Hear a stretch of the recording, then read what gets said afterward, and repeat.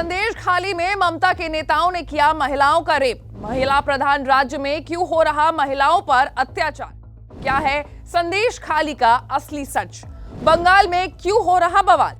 जिस देश में महिलाओं को देवी की तरह पूजते हैं, उसी देश में महिलाओं के साथ दुष्कर्म भी होता है। पश्चिम बंगाल में 9 दिनों तक दुर्गा मां की पूजा करते हैं और फिर उसी राज्य में ये खबर आती है कि यहाँ की औरतों के साथ यहाँ के सरकार के कुछ मंत्री गलत काम कर रहे हैं। आजादी के इतने साल बाद भी महिलाओं को यहाँ एक सेक्स ऑब्जेक्ट की तरह यूज किया जाता है। सवाल है कि संदेश खाली में क्यों हो रहा है बवाल? कैसे घटी घटना, वहां क्या किया जाता था महिलाओं के साथ?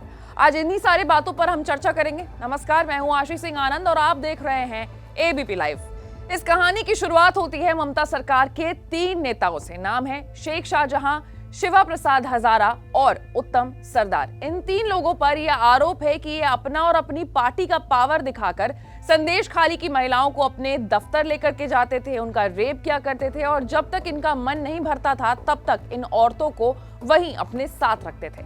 इसके अलावा इन पर वहां के लोगों का जमीन जबरन छीनने का भी आरोप है। वैसे तो संदेश खाली में महिलाओं के साथ जो हो रहा है वो काफी सालों से चल रहा था, लेकिन खबरों में ये घटना 5 जनवरी को सामने आई जब ईडी ने शाहजहां शेख के खिलाफ गिरफ्तारी वारंट जारी किया, लुकआउट नोटिस जारी किया। फिलहाल शेख अब तक फरार ही चल रहा है, लेकिन 1.5 महीने बाद संदेश खाली फिर से सुर्खियों में। यहाँ की स्थानीय महिलाओं ने शाहजहां शेख और उनके समर्थकों के खिलाफ मोर्चा खोल दिया है। महिलाओं का कहना है कि शेख और उनके साथ ही वहां के लोगों का जमीन छीन लिए हैं और गांव में रहने वाली महिलाओं और बेटियों पर उनकी गंदी नजर रहती थी। जो महिलाएं उन्हें अच्छी लगती थी, वे रात में घर की महिलाओं को पार्टी कार्यालय लेकर जाया करते थे, उन्हें रात भर वहां रखा करते थे और जब तक उनका मन नहीं भरता था उन्हें छोड़ा नहीं जाता था। और अगर महिलाएं नहीं जाती थी तो सरकारी सेवाएं बंद कर दी जाती थी। बताया जा रहा है कि अत्याचार वहां होता था। जब वो पुलिस के पास भी गई थी तो भी पुलिस ने शिकायत दर्ज नहीं की थी। बीडीओ कार्यालय जाने पर भी कोई फायदा, कोई सुनवाई नहीं हुई। उनके साथ वो लोग, आप देखो कैमरे के सामने कोई आना नहीं चाहता है, डरे हुए हैं। प्रशासन इनको कोई हेल्प नहीं करते।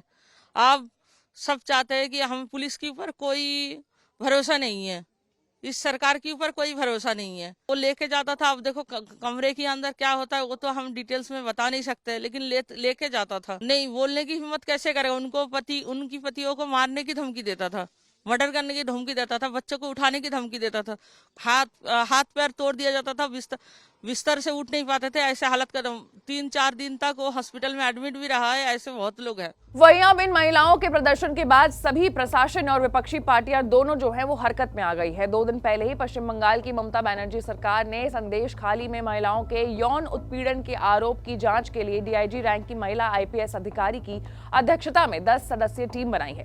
टीम संदेश खाली का दौरा करेगी और उन महिलाओं से बात करेगी जिन्होंने आरोप लगाया है कि उनके साथ यौन उत्पीड़न किया गया है। वही संदेश खाली मुद्दे पर स्मृति ईरानी ने कहा था कि संदेश खाली की हिंदू महिलाएं मदद मांग रही हैं। टीएमसी नेता शेख शाहजहां कहां हैं और ममता और उनकी सरकार कभी भी गुंडों के खिलाफ कार्रवाई नहीं करती। ईरानी का दावा है कि महिलाओं के साथ हुए अत्याचार पर पुलिसकर्मी भी मुख बने रहे हैं। वहीं अब इस पूरे मामले पर राजनीति भी शुरू हो गई है। बीजेपी टीएमसी पर और टीएमसी बीजेपी पर आरोप लगा रही है, लेकिन अब तक मुद्दे की बात कोई नहीं कर रहा है। इन सभी चीजों के बीच जब संदेश खाली में हंगामा तेज हुआ तो पुलिस ने प्रदर्शन कर रहे लोगों को गिरफ्तार करना शुरू कर दिया। वहीं दूसरी तरफ प्रदर्शनकारी ये प्रशासन के ऊपर इल्जाम लगा रहे हैं कि वो शेख को बचाने के लिए सब कुछ कर रहे हैं। फिलहाल ये जो मामला है वो हाई कोर्ट पहुंच गया है और कोर्ट की तरफ से 20 फरवरी तक का समय सरकार को दिया गया है अपना जवाब दाखिल करने के लिए। वहीं पश्चिम बंगाल के संदेश खाली में जो कुछ भी हो रहा है उससे एबीपी लाइव हर एक खबर से आपको अपडेटेड रखेगा, लेकिन उसके लिए आपको हमें